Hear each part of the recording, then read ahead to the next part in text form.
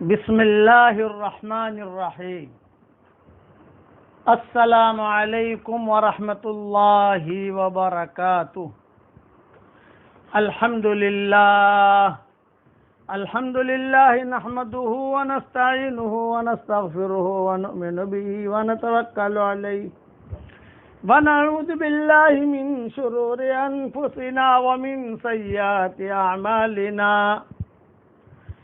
من يهده الله فلا مضل له ومن يضلله فلا هادي له، ونشهد أن لا إله إلا الله وحده لا شريك له، ونشهد أن سيدنا ومولانا محمدا عبده ورسوله صلى الله عليه وعلى آله وأصحابه وبارك وسلم تسليما كثيرا كثيرا، أما بعد فأعوذ بالله من الشيطان الرجيم، بسم الله الرحمن الرحيم، قل هو الله أحد الله الصمد لم يلد ولم يولد ولم يكن له كفوا أحد، صدق اللہ العظیم۔ قابل احترام مائیں، بہنیں، بیٹیاں، بہوئیں، بچیاں، ہمارے ساتھی، ہمارے دوست، ہمارے برادران وطن کے ہمارے ساتھی، ہمارے بھائی، اور دنیا بھر میں جہاں جہاں بھی یہ آواز سنی جا رہی ہے، ان سب سے میں درخواست کرتا ہوں۔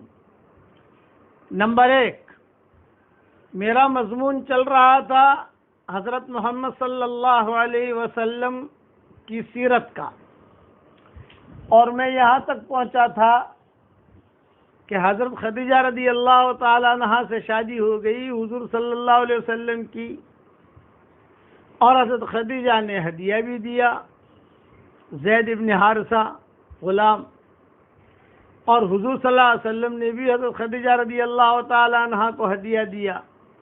اب وہ کیا ہدیہ دیا، یہ مستقل اس کی کچھ تفصیل ہے، اس لیے میں اسی پر اپنا یہ مضمون یعنی روک دیتا ہوں، کیونکہ صرف ہمارے پاس اب 2 راتیں ہیں، آج کی رات ہے اور کل انشاءاللہ ہمارا قرآن شریف ختم ہوگا، جہاں ہم قرآن سنا رہے ہیں بچے، تو وہاں کل انشاءاللہ ختم قرآن کی دعا ہوگی انشاءاللہ۔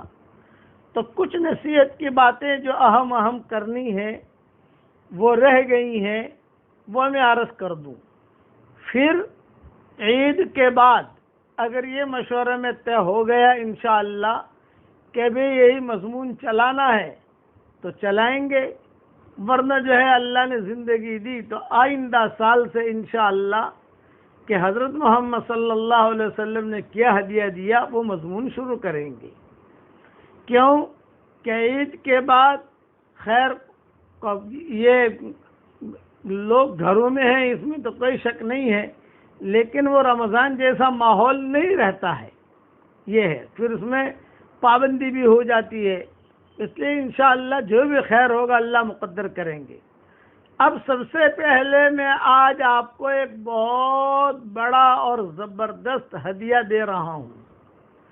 اس ہدیے کا نام ہے جاندار، شاندار، مالدار، یہ اس ہدیے کا نام ہے۔ آپ کرو گے تو انشاءاللہ بہت فائدہ ہوگا، اور بہت فائدہ ہوا ہے، لوگوں کو بہت فائدہ ہوا ہے۔ اس میں میری باتیں صرف دھیان سے سنیں، اللہ تعالیٰ اگر ہمت دے اور اللہ طاقت دے تو میری اپنی رائے یہ ہے، یہ میری طرف سے خاص آپ کو ہدیہ ہے کہ زندگی میں ایک مرتبہ ہمت کر کے قرآن شریف کے حروف کی تعداد کے برابر سورہ اخلاص کا وظیفہ کر کے اپنے لیے رکھ لیجئے۔ قرآن شریف کے کتنے حروف ہیں؟ بعض علماء نے لکھا ہے 3,40,000، بعض نے لکھا ہے 3,60,000، الگ الگ لوگوں نے لکھا ہے، تو کوئی 4 لاکھ لکھتا ہے۔ خیر چلو میں راؤنڈ فگر پکڑ لیتا ہوں 5 لاکھ مرتبہ، کوئی فرق نہیں پڑتا۔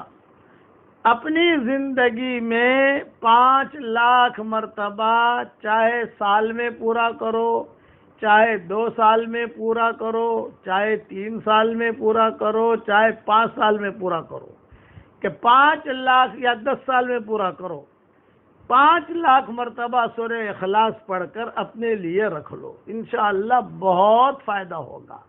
یہ آج میں آپ کو دے رہا ہوں، یہ ہدیہ شب جمعہ اور حرم شریف کی طاق رات میں دے رہا ہوں۔ آج حرم شریف میں، حرمین شریفین میں طاق رات ہے، اور شب جمعہ تو ہے ہی سب جگہ الحمدللہ، اس میں آپ کو ہدیہ دے رہا ہوں، اس لیے یہ میرا ہدیہ قبول فرمائیے۔ ہر مرتبہ بسم اللہ الرحمن الرحیم پڑھنا ضروری نہیں ہے، آپ ایک مرتبہ بسم اللہ الرحمن الرحیم پڑھ لیجئے۔ جب کھانا ہم شروع کرتے ہیں تو ہر لقمے پر بسم اللہ الرحمن الرحیم نہیں پڑھتے، پہلی مرتبہ بسم اللہ الرحمن الرحیم پڑھتے ہیں، اور اگر ہر لقمے پر بسم اللہ الرحمن الرحیم پڑھیں گے تو کھائیں گے کیا؟ اس لیے آپ جب بھی شروع کریں اپنا مزاج بنا لو کہ ابھی فرض نماز کے بعد 10 مرتبہ پڑھنا ہے، تو یہ تو صحیح حدیثوں میں آتا ہے کہ ہر فرض نماز کے بعد، سنتوں کے بعد اگر کوئی 10 مرتبہ سورہ اخلاص پڑھنے کی عادت ڈال دے تو حشر کے میدان میں اسے کہہ دیا جائے گا کہ جنت کے 8 دروازے ہیں، جون سے دروازے چاہے تو داخل ہو جا، اور جنت میں بہت لڑکیاں ہیں، جون سے لڑکی سے چاہے شادی کر لے۔ اس کے سارے حوالے میں نے میری کتاب بکھرے موتی مومن کا ہتھیار وغیرہ میں لکھ دیے ہیں۔ تو یہ تو صحیح حدیثیں ہیں، اس میں تو کوئی شک ہے ہی نہیں۔ اور اگر جب 5 نمازوں کے بعد پڑھیں گے تو سیدھا 50 مرتبہ تو ہو گیا۔ ہمت کر کے 10 کے بجائے 20 پڑھ لو تو 100 مرتبہ ہو گیا۔ یعنی کچھ بھی اپنا نظام بناؤ، میرا کہنے کا مطلب یہ، میں اس بڑھاپے میں بھی روزانہ تقریباً 1500-2000 مرتبہ سورہ اخلاص پڑھ لیتا ہوں۔ حالانکہ جو میرا بڑھاپا ہے، جو میری کمزوری ہے، جو بھی ہے، روزانہ میں ٹہلتا رہتا ہوں اور پڑھتا رہتا ہوں۔ اس کے فائدے بہت ہیں۔ اصل میں یہ ہے کہ سورہ اخلاص اللہ تعالیٰ کو بھی بہت پسند۔ سورہ اخلاص کا مطلب قل هو اللہ احد اللہ الصمد لم یلد ولم یولد ولم یکن لہ کفوا احد، یہ سورت، اور بہت آسان ہے، کوئی مشکل نہیں ہے۔ اور آج کل تو لاک ڈاؤن لگا ہوا ہے اور گھر میں ہی ہو تو ماشاءاللہ کافی نکل جائے گا، کافی پڑھ لو گے آپ انشاءاللہ۔ اب روزانہ کا 500 مرتبہ کا معمول بنا لو، 1000 مرتبہ کا معمول بنا لو، جو بھی بناؤ، کوٹا وہ پورا کرو انشاءاللہ۔ یہ تو ٹاپ ہے، یہ اسے ٹاپ کہتے ہیں۔ اور پھر مرنے کے بعد اس کی جو نیکیاں ملے گی وہ بہت ملے گی۔ 3 مرتبہ سورہ اخلاص پڑھنے پر 1 قرآن پڑھنے کے برابر ثواب مل جاتا ہے، اور 10 مرتبہ سورہ اخلاص پڑھنے پر جنت میں فوراً 1 محل اور 1 بنگلہ تیار ہو جاتا ہے۔ میرے والد صاحب رحمۃ اللہ علیہ کبھی کبھار ہمارے ساتھ مذاق نہیں کرتے تھے، مذاق یعنی مزہ یہ طبیعت تھی، کھانے پر بیٹھتے تو کہتے کہ بیٹا 10 مرتبہ سورہ اخلاص پڑھو تو جنت میں 1 محل اور 1 بنگلہ تیار ہو جاتا ہے، 100 مرتبہ پڑھو تو 10 بنگلے تیار ہو گئے ماشاءاللہ۔ سیدھا حساب ہے، صحیح حدیث ہے، اس کا تو کوئی انکار کر ہی نہیں سکتا۔ حضرت عمر رضی اللہ تعالیٰ عنہ سے حضور صلی اللہ علیہ وسلم نے جب فرمایا کہ عمر سورہ اخلاص اگر 10 مرتبہ پڑھو گے تو جنت میں 1 محل اور 1 بنگلہ تیار ہو جائے گا، تو حضرت عمر نے کہا اچھا 10 مرتبہ پڑھنے پر ایک محل ملے گا جنت میں؟ آپ نے فرمایا ہاں۔ تو حضرت عمر نے کہا بہت محل بناؤں گا۔ آپ نے فرمایا بنا، اللہ کو دینا ہے۔ تو ہمارے والد صاحب رحمۃ اللہ علیہ کبھی کبھی مذاق میں کیا کہتے تھے، اور اللہ تعالیٰ اس کو حقیقت بھی بدل سکتا ہے، ارے بیٹا کم سے کم روزانہ 100 مرتبہ سورہ اخلاص پڑھنے کی عادت ڈال دے تو روزانہ 10 محل تو انشاءاللہ تیار ہو ہی جائیں گے جنت میں۔ اور جو اللہ جنت میں محل دینے پر قادر ہے وہ بمبئی میں بھی دینے پر قادر ہے، کچھ نہ کچھ 10-15 محل اللہ یہاں بھی اتار دے گا۔ مکہ میں اتار دے گا، مدینہ میں اتار دے گا، وہاں اتار دے گا۔ جنت کا تو ہے ہی پکا، اس میں تو کوئی شک ہے ہی نہیں، لیکن اللہ جنت میں دینے پر قادر ہے، وہ دنیا میں بھی دینے پر قادر ہے۔ جو اللہ مشرق سے سورج نکالنے پر قادر ہے، وہ شمال سے بھی نکالنے پر قادر ہے، جنوب سے بھی نکالنے پر قادر ہے۔ تو یہ میری طرف سے ہدیہ ہے، اسے پکڑ لو آپ۔ اور صحیح حدیث میں ایک صحابی نے آ کر حضور صلی اللہ علیہ وسلم سے فرمایا کہ حضرت مجھے سورہ اخلاص سے بہت محبت ہے۔ تو آپ نے فرمایا تجھے سورہ اخلاص سے محبت ہے؟ فرمایا ہاں، جا، اللہ کو بھی تجھ سے محبت ہے۔ سلف صالحین کا معمول تھا، اپنے گھروں میں تختیاں لگا دیتے تھے اور کہتے تھے سورہ اخلاص سے دوستی کر لو، بہت فائدے کی چیز ہے۔ اور فقہاء اور علماء میں نے اس کا نام ہی رکھا ہے جاندار شاندار مالدار وظیفہ، جاندار شاندار مالدار ہدیہ، یہ میری طرف سے 5 لاکھ مرتبہ کی نیت کرو، پڑھنا شروع کرو، پڑھنا شروع کرو، پڑھنا شروع کرو۔ دور ہے منزل مقصود، مگر ہے تو صحیح، راہ کٹ جائے گی تو عزم سفر پیدا کرو۔ کسی جگہ سفر میں گیا تھا میں، تو میں نے وہاں پر یہ بات بتائی تو انہوں نے کہا مولوی صاحب شروع کریں۔ میں نے کہا بھائی تم شروع تو کرو اور اللہ تعالیٰ منزل تک پہنچا دے گا انشاءاللہ۔ پھر میں نے بھی ان کی تھوڑی مذاق کی، میں نے کہا جب تک پورا نہیں ہوگا مرو گے نہیں انشاءاللہ، جاؤ پڑھو۔ ارے مولانا کل سے ہی شروع کرتا ہوں، 5 لاکھ مرتبہ نہیں 10 لاکھ مرتبہ پڑھوں گا۔ میں نے کہا جا پڑھ، شروع کر۔ اللہ تعالیٰ عمل کرنے کی توفیق عطا فرمائے۔ اس پر ایک قصہ سناتا ہوں۔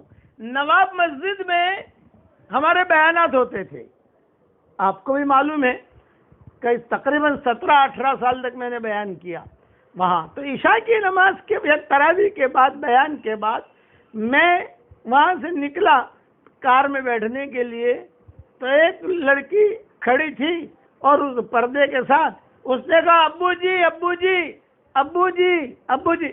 میں نے کار چلانے والے سے کہا کہ بھی روکو، یہ بچی کچھ کہنا چاہ رہی ہے۔ یہ کہا ابو جی میری عمر 28 سال کی ہو گئی اور جو ہے میرا نکاح نہیں ہو رہا ہے، لوگ آ کے دیکھ جاتے ہیں اور پھر جو ہے کوئی آتا نہیں ہے، میں بڑی پریشان ہوں۔ تو میں نے اس سے کہا کہ بیٹا میں کوئی وظیفہ بتاؤں تو کرے گی؟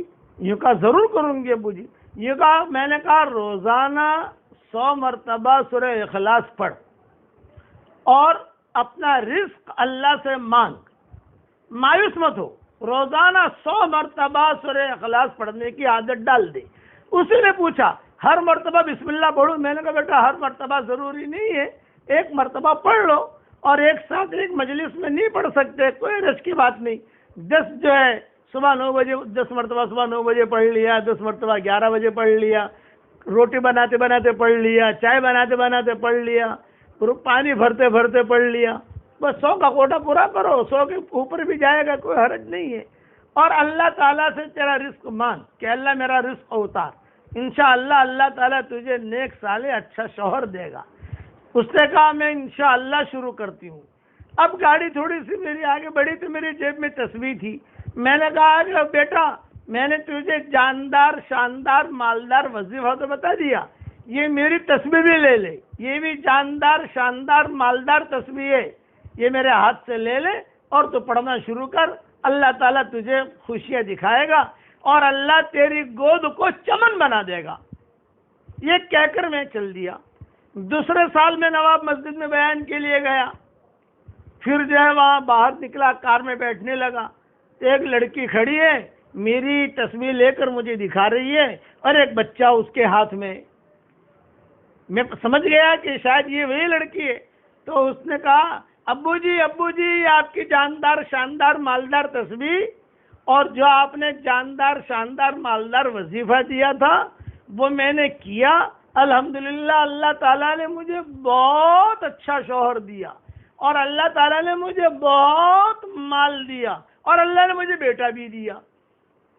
تو میں نے اس سے کہا کہ بیٹا اللہ تعالیٰ نے آپ کو جب مال بہت دیا ہے تو اس کا اسٹاک مت کرنا، اسٹاک کرو گے تو اسٹاپ ہو جائے گا، اوپر سے رک جائے گا، خرچ کرو۔ یتیموں پر، بیواؤں پر، مسجدوں پر، مدرسوں پر، یعنی اللہ کے راستے میں لگاؤ۔ اس نے کہا کہ بالکل میں اسٹاپ نہیں کرتی، میں دیتی رہتی ہوں۔ میں نے کہا جتنا دے گی اللہ تعالیٰ اور دے گا تجھ کو، جا۔ پھر کہا ابو جی میری ایک بات سن لیجئے۔ میں نے کہا بتاؤ۔ یوں کہا کہ ایک جاندار شاندار مالدار وظیفہ اتنا اچھا ہے کہ کئی لڑکیاں میرے پاس آئی اور کہا ارے حلیمہ، اس لڑکی کا نام حلیمہ تھا، کہا ارے حلیمہ تو اتنی اسمارٹ نہیں ہے، تیری شادی کیسے ہو گئی؟ ہم تو تجھ سے زیادہ اسمارٹ ہیں لیکن ہماری شادیاں نہیں ہوتی۔ تو میں ایک ہی جواب دیتی، جاندار شاندار مالدار۔ پھر میں یہ آپ کا وظیفہ بتاتی ان کو، پھر یہ آپ کی تصویر دیتی، یہ جاندار شاندار مالدار تصویر ابو جی کی، یہ پڑھو۔ انہوں نے ابو جی پڑھنا شروع کیا، سب کی شادیاں ہو گئی الحمدللہ، اور میں بتاتی رہتی ہوں۔ تو آپ لوگوں کو بھی میں اجازت دیتا ہوں، چاہے مرد ہو چاہے عورتیں ہوں، میری طرف سے یہ پیغام سب کو دے سکتے ہو۔ زندگی میں ایک مرتبہ تو 5 لاکھ کا کوٹا اگر کر سکو تو کر لو تو بہت اچھا ہے، فائدہ ہوگا انشاءاللہ۔ اور مرنے کے بعد میں یاد بھی آؤں گا کہ کتنا اونچی چیز ہمیں دے دی مولوی صاحب نے۔ اور اگر نہیں کر سکتے تو کم سے کم روزانہ 100 مرتبہ پڑھنے کی تو عادت ڈال ہی دو، اس کے بعد انشاءاللہ جو دعا مانگو گے اللہ قبول کرے گا۔ اچھا 100 مرتبہ پڑھ لیا اور 100 مرتبہ پڑھنے کے بعد فوراً دعا مانگ لو، فوراً نہیں مانگ سکتے بعد میں مانگو، لیکن یہ نہیں کہ میں کل مانگوں گی پرسوں مانگوں گی نا۔ میں جو ہے ٹہلتا رہتا ہوں، 500 مرتبہ تہجد میں پڑھ لیتا ہوں، 500 مرتبہ ظہر کی نماز کے بعد پڑھ لیتا ہوں، 500 مرتبہ عصر بعد پڑھ لیتا ہوں۔ لیکن جب 500 کا ہو گیا میں دعا مانگ لیتا ہوں اللہ تعالیٰ سے کہ اللہ تعالیٰ یہ بھی پریشانیاں دور کر، یہ کر وہ کر، اور اللہ دعا قبول بھی کرتا ہے، فائدہ ہی فائدہ ہے۔ ایک صحابی تھے معاویہ ابن معاویہ لیثی انصاری، ان کا انتقال ہو گیا مدینہ منورہ میں۔ حضور صلی اللہ علیہ وسلم تبوک میں تھے، تو جب ان کا انتقال مدینہ میں ہوا تو حضرت جبریل تبوک آئے۔ 700-800 کلومیٹر کا فاصلہ ہے مدینہ منورہ کا اور تبوک کا، اور حضرت جبریل نے حضور صلی اللہ علیہ وسلم سے کہا کہ حضرت وہ معاویہ ابن معاویہ لیثی انصاری کا انتقال ہو گیا ہے مدینہ منورہ میں، تو اگر آپ کہیں تو اس کا لاش یہاں لاویں ہم اور یہاں آپ جنازے کی نماز پڑھ لیں، یا کہیں تو ہم فرشتے ہی وہاں نماز پڑھ لیں مدینہ منورہ میں۔ آپ نے فرمایا نہیں لاؤ ان کا جنازہ یہاں لاؤ۔ چنانچہ سارے فرشتے ان کا جنازہ لے کر تبوک پہنچے اور حضور صلی اللہ علیہ وسلم نے جنازہ پڑھا۔ پھر حضرت جبریل نے پوچھا کہ حضرت تبوک میں دفن کریں یا بقیع میں دفن کریں؟ آپ نے فرمایا بقیع میں دفن کرو۔ اب یہ فرشتے لے کے چلنے لگے جنازہ، تو حضور صلی اللہ علیہ وسلم نے حضرت جبریل سے پوچھا اتنا اونچا مقام اسے کیوں ملا؟ آدمی مرتا ہے وہاں دفن ہو جاتا ہے، لیکن اتنا بڑا مقام ان کو کیوں ملا، کیا وجہ ہے؟ تو حضرت جبریل نے کہا حضرت یہ اسے اتنا بڑا جو مقام ملا ہے اس کی وجہ یہ ہے کہ یہ سورہ اخلاص بہت پڑھتا تھا۔ یہ فضیلت اس کی بہت بڑی، یہ میں نے اس کے حوالے سارے میری کتابوں میں لکھے ہیں۔ اسی لیے بعض صحابہ تو ایسے تھے ہر رکعت میں سورہ اخلاص پڑھتے تھے۔ کئی قصے آتے ہیں، بلکہ میری تحقیق اپنی تحقیق یہ ہو سکتا ہے میری تحقیق میں غلط بھی ہو سکتا ہوں، لیکن میں نے کہ جتنی فضیلتیں سورہ اخلاص کے بارے میں صحیح حدیثوں میں آئی ہے اتنے شاید کسی آیت کی نہیں آئی، کسی صورت کی نہیں آئی، جتنا حضور صلی اللہ علیہ وسلم نے الگ حدیثیں۔ جب میں نے حدیثیں دیکھنی شروع کی تو کسی نے کچھ لکھا ہے، کسی نے کچھ لکھا ہے، کسی نے کچھ لکھا ہے، کسی نے کچھ لکھا ہے، بہت فضیلتیں بیان کی۔ حضرت ابو ذر غفاری بیٹھے ہوئے تھے حضور صلی اللہ علیہ وسلم کے پاس، اور حضرت جبریل آئے اور جبریل نے آ کر کہا اہذا ابا ذر یا رسول اللہ، کیا یہ ابو ذر ہے؟ آپ نے فرمایا ہاں ابو ذر ہے۔ تو آپ نے پوچھا تو ابو ذر کو کیسے پہچانتے ہو؟ تو حضرت جبریل نے کہا مدینہ والے ابو ذر کو اتنا نہیں پہچانتے جتنا ہم آسمان والے پہچانتے ہیں، یہ جبریل نے کہا۔ آپ نے پوچھا کیوں؟ یہ فرمایا اس میں 2 عادتیں ہیں، ایک تو یہ کہ یہ سورہ اخلاص بہت پڑھتا ہے، اور دوسرا یہ کہ اس کے اخلاق اچھے ہیں. یہ سورہ اخلاص کی وجہ سے آسمانوں میں دھمال ہے اس کی. اس لیے آج کل فراغت بھی ہے، اور اب کم سے کم 100 مرتبہ کا تو معمول بنا لو. اور آسان کیا ہے، ہر فرض نماز کے بعد، سنتوں کے بعد آپ جو ہے 20 مرتبہ پڑھ لو تو 5 نمازوں کے بعد 100 مرتبہ ہو گیا. بہت فائدہ ہوگا.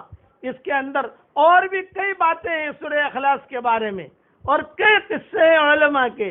اب امام ابن تیمیہ رحمۃ اللہ علیہ کہتے تھے مجھے جو کچھ بھی ملا ہے سورہ فاتحہ اور سورہ اخلاص سے ملا ہے، میں اس کی پابندی کرتا تھا.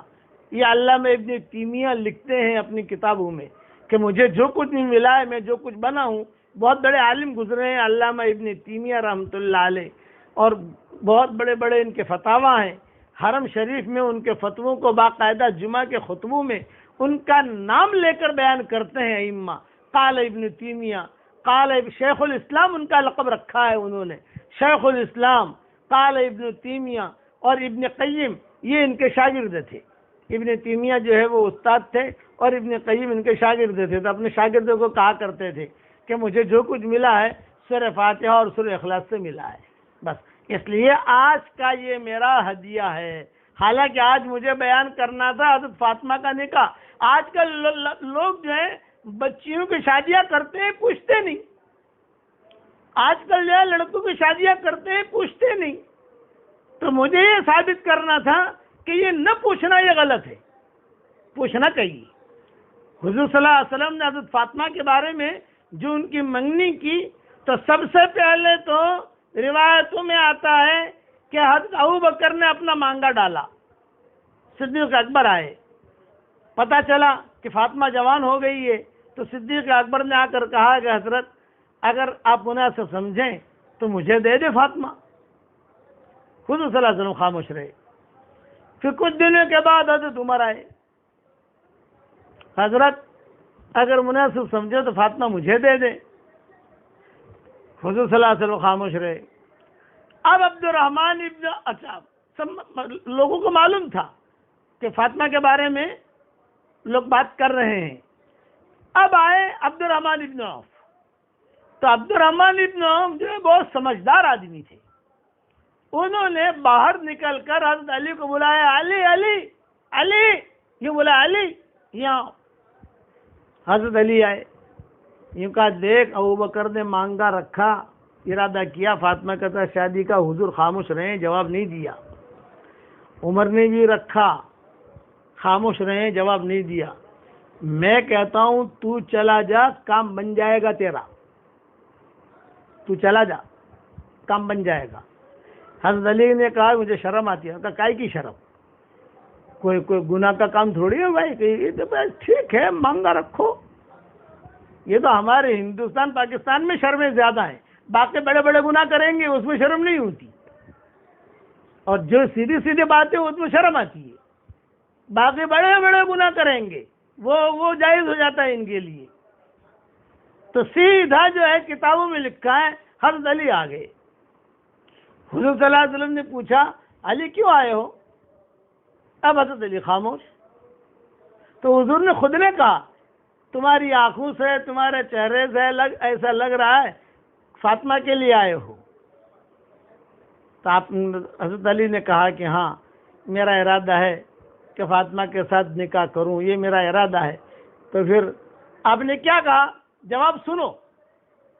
آپ نے کہا انشاءاللہ، بس اتنا جملہ کہا انشاءاللہ، اور زور سے کہا انشاءاللہ. ماؤں نے بھی سن لیا اور جو صحابہ باہر دور کھڑے تھے انہوں نے بھی سن لیا. تو مائیں آپس میں کہنے لگی لو بھائی بات پکی ہو گئی فاطمہ کی.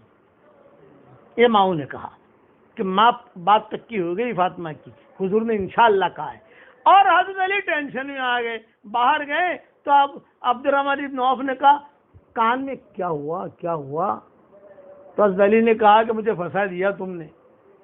میں نے جا کر کہا تو حضور نے تو خالی انشاءاللہ کہا ہے، یہ تو نہیں کہا ہاں، بس انشاءاللہ کہا. تو حضرت عبد الرحمن ابن عوف نے دھپ ماری اور یوں کہا کہ علی نبی جب انشاءاللہ کہتا ہے تو وعدہ ہی ہوتا ہے وہ. اب حضور نے انشاءاللہ کیوں کہا یہ سنو، مضمون تو لمبا ہے لیکن میں سمجھا دوں مختصر آپ کو۔ سیدھے حضور صلی اللہ علیہ وسلم حضرت فاطمہ کے پاس گئے اور کہا بیٹا تیرے بارے میں ایسی ایسی باتیں آئی تھی، علی بھی بات لائے تھے، تو تمہارے حالانکہ آسمانوں سے خبر آ گئی ہے، یہ بھی ہے روایتوں میں، جبریل نے کہا کہ ابھی علی کے ساتھ کر دو، یہ ساری روایتیں ملتی ہیں، لیکن حضور حضرت فاطمہ کے پاس گئے اور حضرت فاطمہ کے پاس جا کر کہا بیٹا تیرے بارے میں بات آئی ہے، اب بتاؤ تمہاری کیا رائے ہے۔ پوچھا، یہ نہیں کہ جس کے ہاتھ میں بھی ہاتھ دے دو بیٹی کا، یہ نہیں۔ ایک بہت خوبصورت بیچاری لڑکی آئی نے کہا مولوی صاحب میں جو ہے ڈاکٹر نہیں ہوں، بڑا اتنا اللہ نے مجھے اتنا مال دیا ہے، یہ میرے پاس یعنی ڈگری ہے یہ، اور میرے ماں باپ نے میرا ہاتھ شرابی کے ہاتھ میں پکڑا دیا، تو مجھے ڈاکٹر نہیں کیوں بنایا تھا تم نے؟ مجھے پوچھا بھی نہیں۔ کرنی پڑے گی شادی، نہیں کرے گی تو ناک کٹے گی، گھر میں بیٹھی رہے۔ 50 سال کی لڑکیاں ہو جاتی ہیں، وہ جو ہے شادیاں نہیں ہوتی، یہ نخروں کی وجہ سے۔ حضور صلی اللہ علیہ وسلم خود تشریف لے گئے فاطمہ کے پاس، حالانکہ آسمانوں سے خبر آ گئی ہے سب، لیکن پوچھا بیٹا تمہاری کیا رائے ہے؟ حضرت فاطمہ نے کہا کہ حضرت ابو میں تیار ہوں۔ بہت اچھا۔ اب حضور صلی اللہ علیہ وسلم نے سارا شادی کا نظام چلایا، یہ لمبا نظام۔ خود حضور صلی اللہ علیہ وسلم نے شہد کا شربت بنوایا، خود حضور نے شہد کا شربت بنوایا۔ رخصتی تو کئی روایتیں ملتی ہیں، بعض روایتوں میں آتا ہے کہ جلدی رخصتی ہو گئی، بعض روایتوں میں کہ 6 مہینے کے بعد ہوئی، اور لیکن صحیح روایت یہ ہے کہ سلمان فارسی یہ آئے حضرت ام سلمہ کے پاس، اور ام سلمہ سے کہا کہ اب نکاح تو ہو ہی گیا ہے ان کا، فاطمہ کا اور علی کا، تو رخصتی کی کچھ تدبیر کرنی چاہیے۔ یہ حضرت سلمان فارسی نے یہ بات چھیڑی۔ چنانچہ حضرت ام سلمہ نے کہا کہ میری باری کی جو رات ہوگی اس رات میں حضور صلی اللہ علیہ وسلم کے کان میں ڈالوں گی۔ چنانچہ ام سلمہ نے حضور صلی اللہ علیہ وسلم کے بعد آپ نے فرمایا ہاں اب تو ہونا ہی چاہیے، چلو بلاؤ علی کو، چلو بلاؤ فلاں کو، چلو بلاؤ فلاں کو، چلو بلاؤ فلاں کو، اور پھر رخصتی کی اور ساری تدبیر جو تھی وہ کی۔ میں نے قصہ تو بہت لمبا ہے، لیکن میں نے کیا کہا کہ پوچھنا چاہیے، چاہے لڑکا ہو چاہے لڑکی ہو، یہ نہیں کہ جیسا آج کہا اگر تجھے کرنا۔ آج کل ہم کو ہماری عزت کی بہت بڑی ہوتی ہے، لوگ کیا کہتے ہیں، ارے وہ لوگ کیا کہیں گے، ارے لوگ کیا کہیں گے۔ جو شریعت ہے وہ شریعت ہے، جو شریعت ہے وہ شریعت ہے۔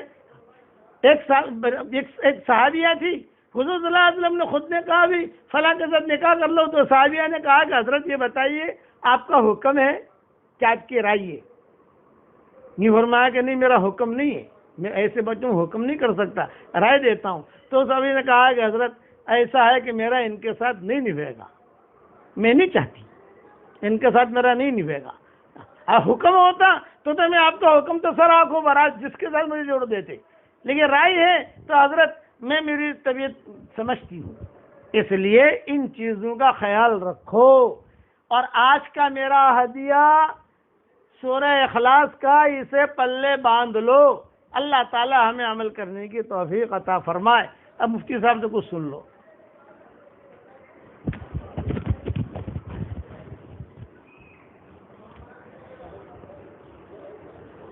آج جو ہے وہ شب جمعہ ہے اور کل جمعہ کا دن ہے، اور یہ جمعہ جو ہے یہ اس رمضان کا آخری جمعہ ہے۔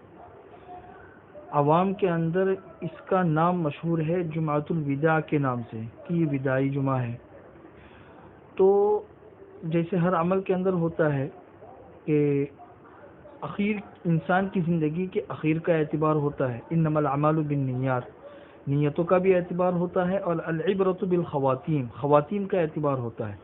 خواتین کے اعتبار کا مطلب یہ ہے کہ خاتمہ کیسا ہے، اس کے اعتبار سے اللہ تعالیٰ کے یہاں پہ فیصلے ہوتے ہیں۔ ایک انسان نے پوری زندگی غلط گزاری، اخیر کے اندر وہ سدھر گیا، اللہ تبارک و تعالیٰ کے یہاں کامیاب ہو گیا۔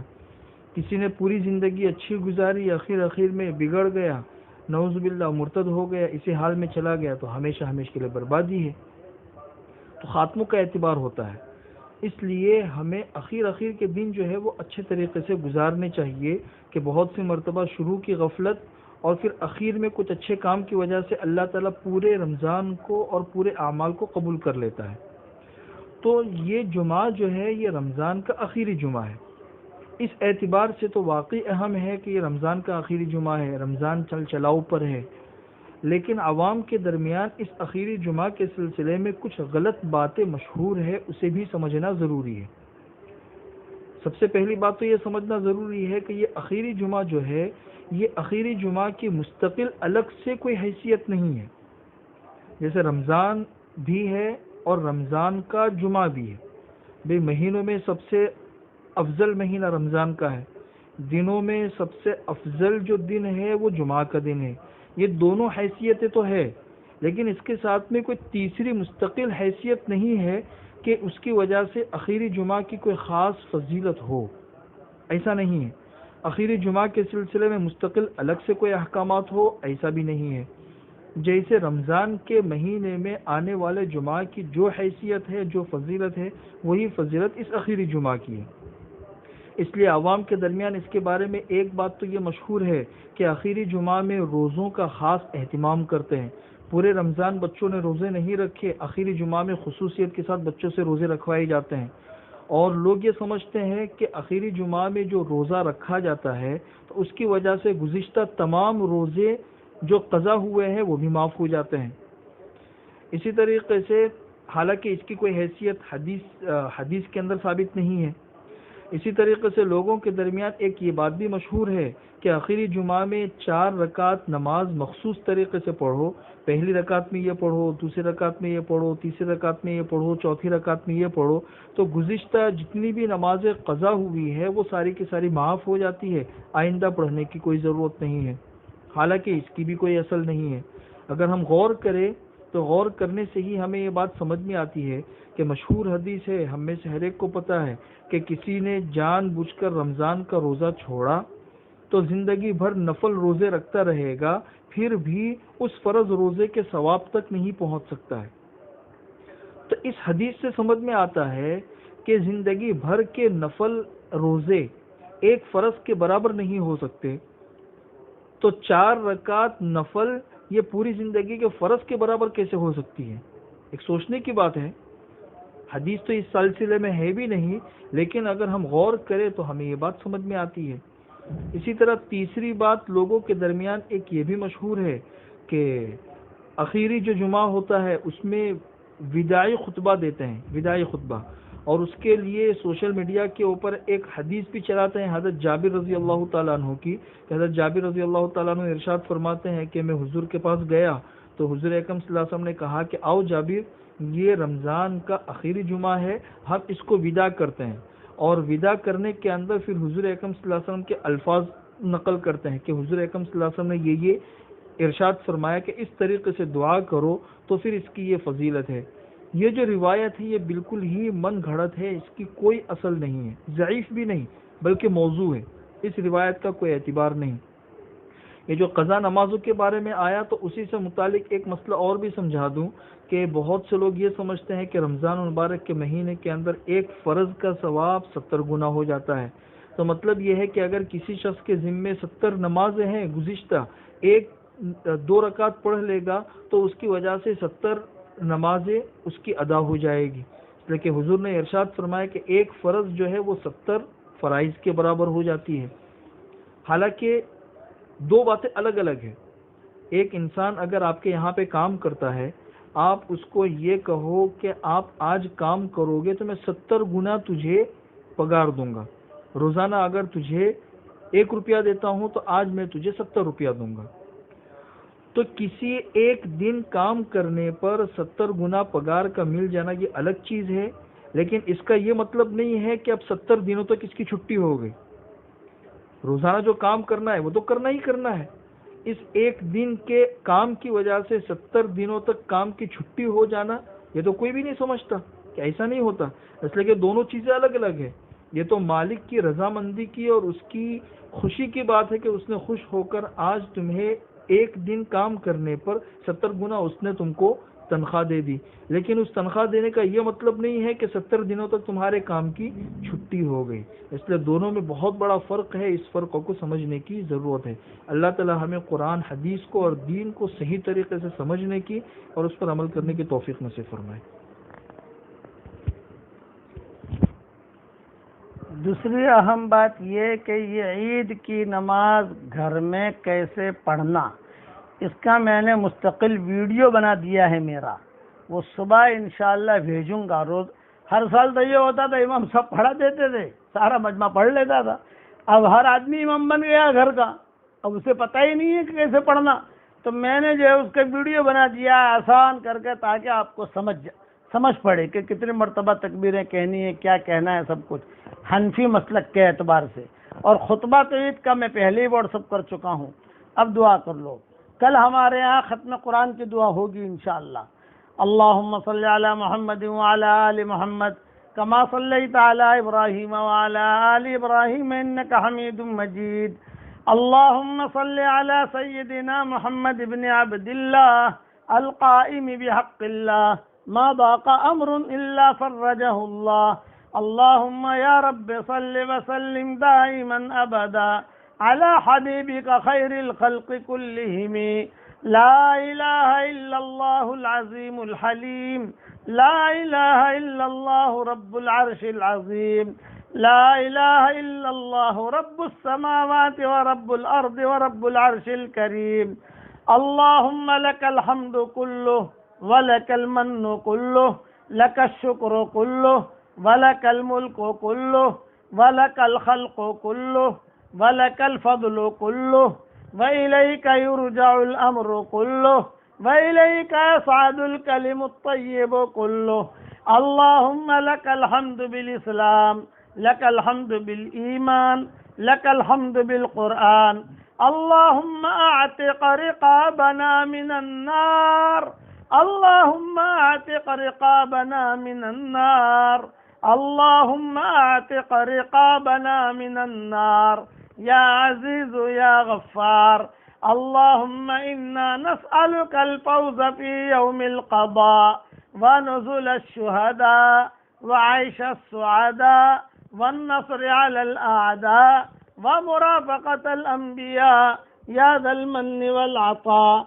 اللهم وفقنا إلى كل طاعة لك، اللهم وفقنا إلى كل طاعة لك وثبتنا عليها وحببنا فيها وأيدنا بها وأبعدنا اللهم عن كل معصية واعصمنا منها.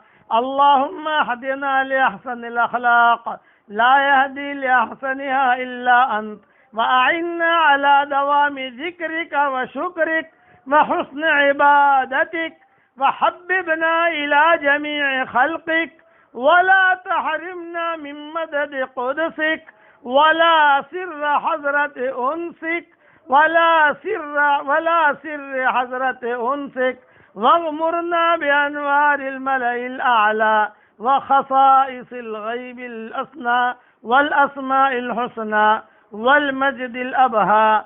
اللهم جملنا بمحض التواضع والأدب الرفيع يا ذا الجلال والإكرام.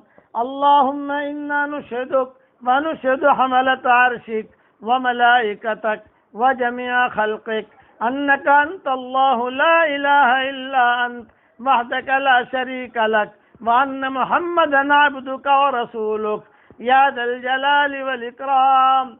يا الله يا رحمن يا رحيم يا وهاب يا واسع يا كريم يا ذا الجلال والإكرام.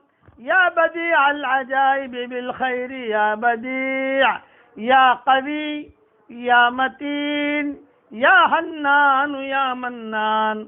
اللهم أعنا على ديننا بالدنيا وآخرتنا بالتقوى وجملنا العافية يا أكرم الأكرمين.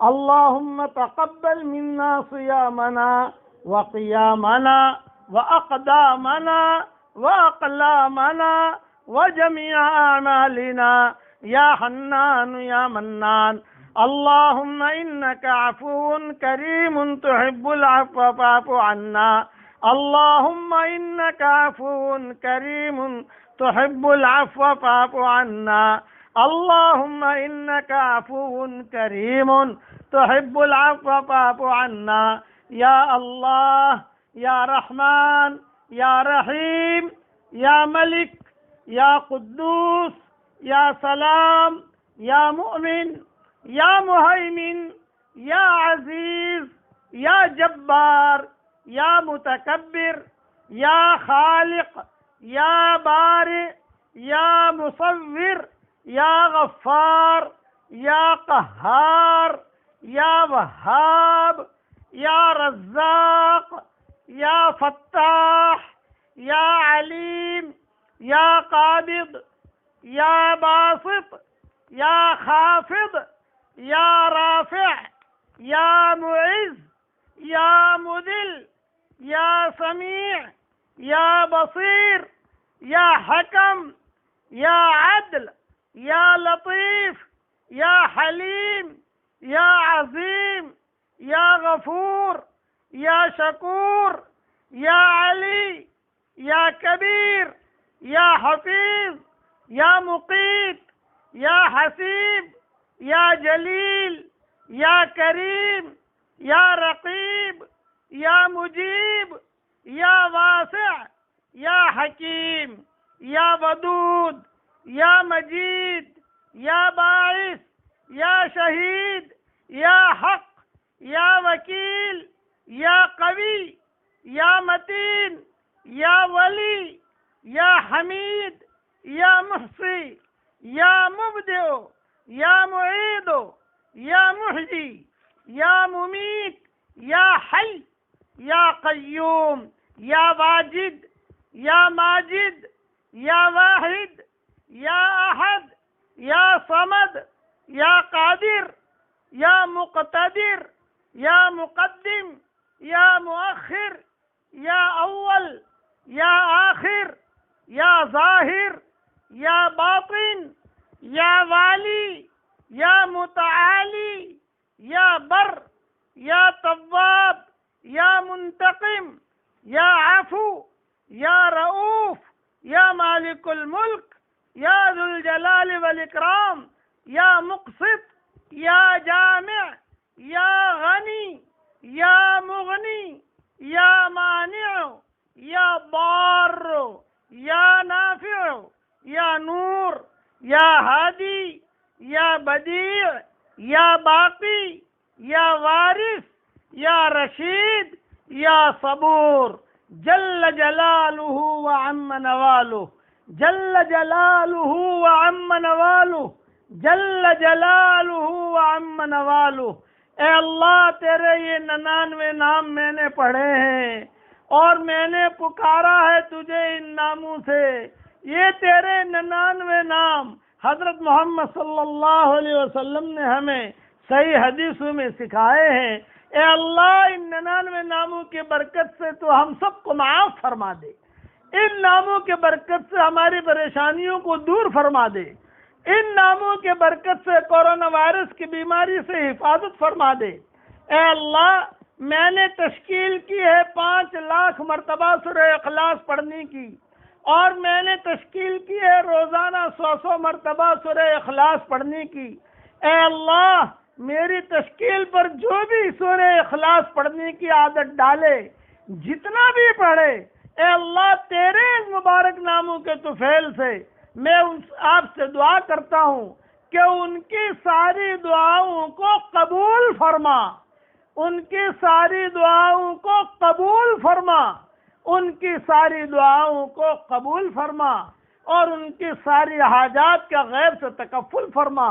تیرے ان مبارک 99 ناموں کے طفیل سے تجھ سے دعا مانگتے ہیں کہ اللہ امت کی اجتماعی اور انفرادی پریشانیوں کو دور فرما، ہمارے روزوں کو قبول فرما، ہماری تراویح کو قبول فرما، ہمارے کہنے سننے کو قبول فرما، ہمارے مانگنے کو قبول فرما۔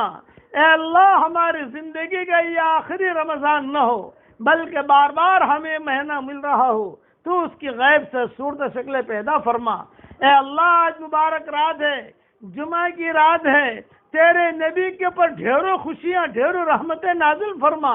اے اللہ یہ 99 نام تیرے نبی نے ہمیں سکھائے ہیں اور اے اللہ بہت اہتمام سے سکھائے ہیں، ان ناموں کے طفیل سے، ان ناموں کی برکت سے جو بھی بیمار ہوں ان کو شفاء کاملہ عاجلہ عاجلہ دائمہ مستمرہ عطا فرما۔